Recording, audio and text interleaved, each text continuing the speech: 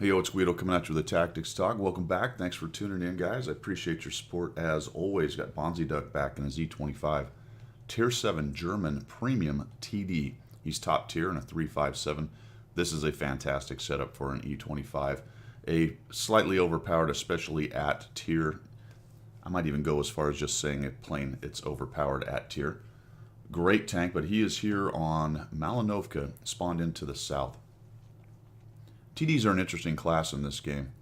Some are basically heavies, some are close to scouts, much like the E-25 here. They don't all just sit in the back and snipe, and that's unfortunate that a lot of people don't understand that. Recently I had a TD game that I highlighted of my own in the Scorpion G, and I sat in the back, can't remember the map, but it doesn't matter. And just something I don't usually do, I didn't bring my gun straight up to the front and start punching people in the face. Now there were 3 already in that. It was a light-skinned Scorpion G, yada yada yada. I did hang back a little too long. So anyway, the point of that is one of my subscribers took me to task a little bit and said, you know, if your gun was up forward shooting in the game, your team may have won a little better than they did, because what the video was about repositioning and making something of a glove save end game as game was starting to turn against us. Which got me thinking when I started looking at Banziduck's game here, and we'll get going with it, that there are a lot of ways to win this game. And despite me having a pretty good record and having some specific ideas of how you play the game best, there are other ways to do it. Sometimes those are low percentage ways. Sometimes I find a way that's much better than the way I've been doing it.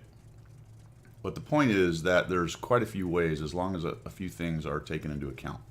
First one is if you're top tier, first one, there's many more than just the first one, but we'll go across some central truths of this game, which is no matter what tier you're in, if you're not actively creating shots or doing damage or assisting or spotting, then you're probably doing the wrong thing. So positioning matters, keeping your gun in the game, getting the right terrain, grabbing the right terrain, all of that matters. And especially if you're top tier, as long as you've got some damage going down range, doesn't necessarily always have to be your damage. As you can see right here, Bonzi's got 460 early damage, but he hasn't shot yet. As long as you're facilitating damage or doing it, you're probably doing more or less the right thing. Now, after that, you can get into positioning. Hey, did I YOLO out and get some early damage and then die? Well, that's not really what I'm talking about right there. So this is a fairly unusual position for a TD. It's a very usual position for a scout, and with an E-25 it sort of blurs the lines. Now he's set up with camo net and binoculars and chocolate, and I assume his crew is pretty good, and he's doing some pretty good work here with the spotting. However, take a look, his team is down 4 tanks already. His team is down 4 tanks already. They did push across in the southwest. The fight up in the north hasn't even developed, and with Bonzi's spotting, it looks like he's enticed a large amount of his team to kind of sit back and snipe across at guys that they see. And it may be that the ELC was spotting guys himself for his own team to shoot, and finally Bonzi's team starts to come back a little bit here. Now you might say, you know what, Bonzi should have been somewhere else doing damage. But that's not very easy with an E-25 on this map early on. He could have gone up with a T-67 and the Hellcat, but there would have been 3 tanks sitting there at that point. So he chose to go to this bush and get a little bit of spotting going on. He's up to 1,437. Looks like they've got 2 of the enemy tanks down. They're 2 to 5.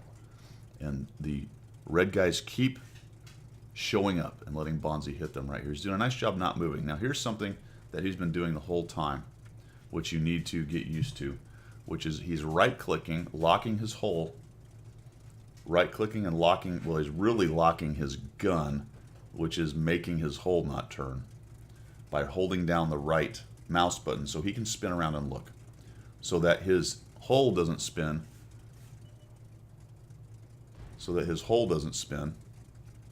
and break his camo. So if that's not something you understand or do, make sure you add that to your bag of tricks. I guess on a TD, it does lock the gun, that's right, which essentially locks the hole because the tank won't spin as you move your camera. So remember, with a turreted tank, if you move your mouse without holding down the right button, the whole turret will turn. It's like he's going to start shooting here. I'll get back to that lockdown thing. That was a nice decision right there, because that was a good kill. At some point, you're going to have to make that decision to start shooting the gun and getting into the game in that manner. The LC's trying to come across. I believe he dies right here. There we go. So he goes down. That was also a good kill. Spins around a little bit. See how he just shifts his hold just a little? There's a Su-85 coming across. There's an LTG back over there. That would be really nice to get rid of. There he is, 400 odd hit points. The Su-25 is trying to squeeze across the way there. It's interesting that he chose not to go after the Su and decided to go after the LTG, and then the Su dies. I might have taken a shot on the Su, or I don't know if you were actually setting up for a shot or just decided to point that way just in case. That's kind of a double bush situation right there.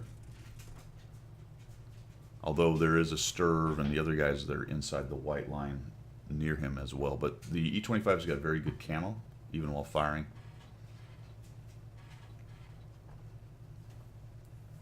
So back to the locked turret thing. Because there's no turret on a TD, if you turn your mouse, then the gun will follow to whatever its field of regard is, whatever the azimuth it is that it can cover. And then once it hits the stop, just like that right there, it'll spin the hole. So if you right-click and hold it down, that locks the gun, which makes your hole not turn when you spin your view around. Remember, in a tank with a turret, I can spin my turret all day and it won't break my camo.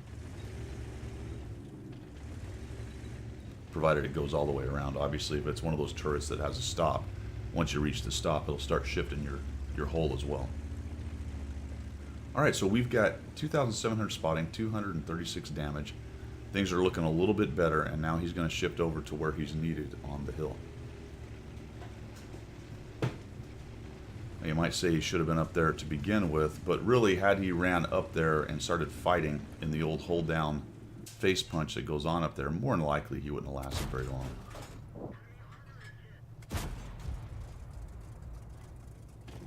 He's going to hang out in the back a little bit.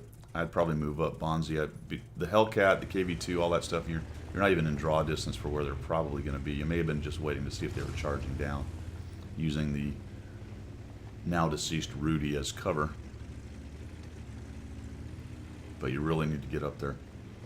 So this goes back to what I was talking about when I was doing my other video and getting taken to task. There is obviously a point at which, if you're going to hang back and be more of a sport kind of TD, at which you've got to get active, get forward, get your gun into the game. And a lot of times the question is, all right, how soon is that? And I would say the majority of the time we all are a little bit late in assessing that it is time.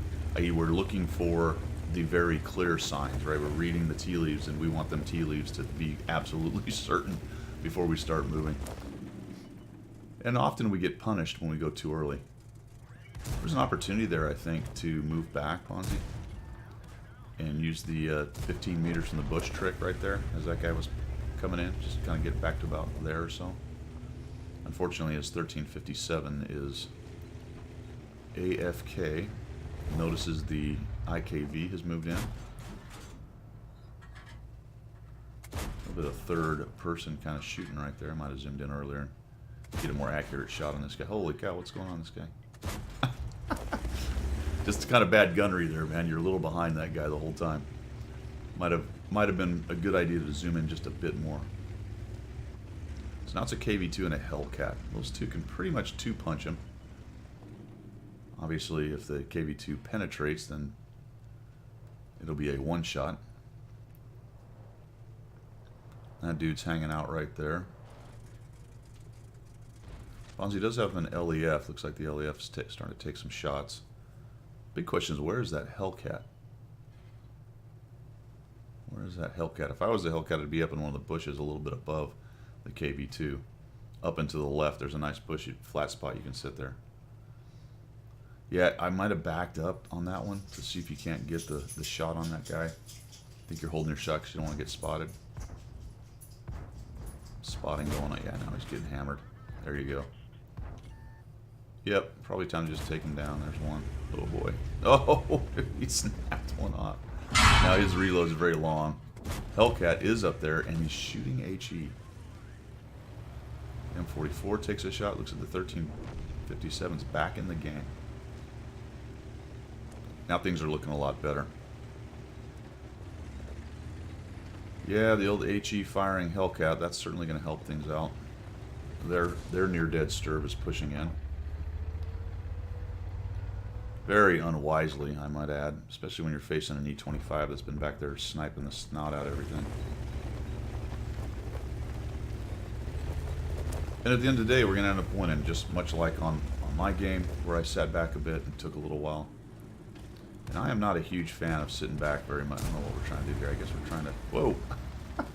Olay! He wants that LEF. There he goes. I'm not a huge fan of sitting back and sniping. I do like players to be more active, even in TDs. Get up, get their gun in the game. But in this case, this situation with this setup... There's my dog. Why do they always have to scratch their tags and their collar right in the middle of a recording? Is that instinctual for dogs? I'm getting off on a tangent there, but she's pretty good at it. She can sit there for 2 hours and not move. And as soon as I click record, it's time to pace around, scratch our collar, make our tags click. All right, where were we? Yes, the timing, the getting your gun in the game, the being forward, the assessing the battle, looking at this and going, all right, I'm a pretty good spotter. I know a good bush up here. I might be able to get some early spotting. And I think that was all just fine and dandy. Look at that. Standard artillery player drowning themselves. You cannot tell me that is not more standard for artillery players than anyone else in the game. Many tangents here. I am going to talk about Artie in a video pretty soon. I got a nice note from a very serious and dedicated Artie player and a replay I want to go ahead and analyze and look at. And we're going to have a little discussion about that. I think people are misunderstanding a bit my position on it. But anyway, this is a video about Banziduck, his E-25, and TD positioning. So let's try to wrap it up now that we're done here.